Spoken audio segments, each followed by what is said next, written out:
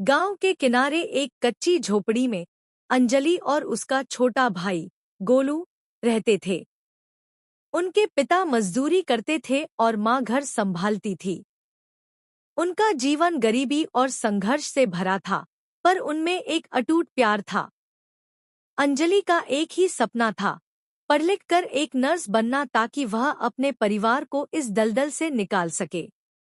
एक दिन जब पिता शहर में काम के लिए गए थे, तो गांव में अचानक हैजा फैल गया। माँ रात भर गोलू की तीमारदारी करती रही, पर सुबह होते होते गोलू की सांसें थम गईं। माँ पूरी तरह टूट गई। उस छोटे से जीवन का यूं चले जाना अंजलि के बाल मन पर एक गहरा घाव दे गया। कुछ ही हफ्तों बाद एक भीषण दुर्घटना की खबर आई। शहर में एक निर्माण स्थल ढह गया था। अंजलि के पिता, जो वहां काम कर रहे थे, मलबे के नीचे दब गए। माँ और अंजलि ने जैसे तैसे उनकी देह को गांव वापस लाया। एक ही साल के भीतर अंजलि ने अपना भाई और पिता दोनों को खो दिया।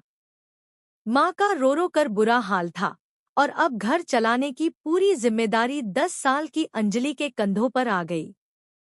उसने अपने सपने को एक भारी पत्थर की तरह अपने दिल में दबा लिया। स्कूल छूट गया।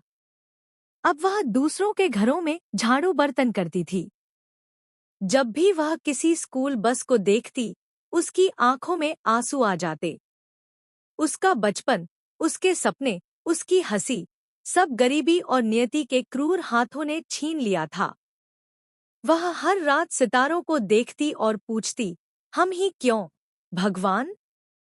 अंजलि की आंखों की उदासी अब उसके जीवन का स्थायी रंग बन चुकी थी। वह जानती थी कि उसे जीना है, पर अब उसके जीने की वजह सिर्फ उसकी टूटी हुई माँ थी, जिसके चेहरे पर वह एक बार फिर मुस्कान देखना चाहती थी, भले ही उसकी अपनी दुनिया हमेशा के लिए वीरान हो गई हो। क्या आप कोई और कहानी सुनना चाहेंगे, या क्या आप चाहते हैं कि मैं इस कहानी का कोई हिस्सा विस्तार से बताऊं?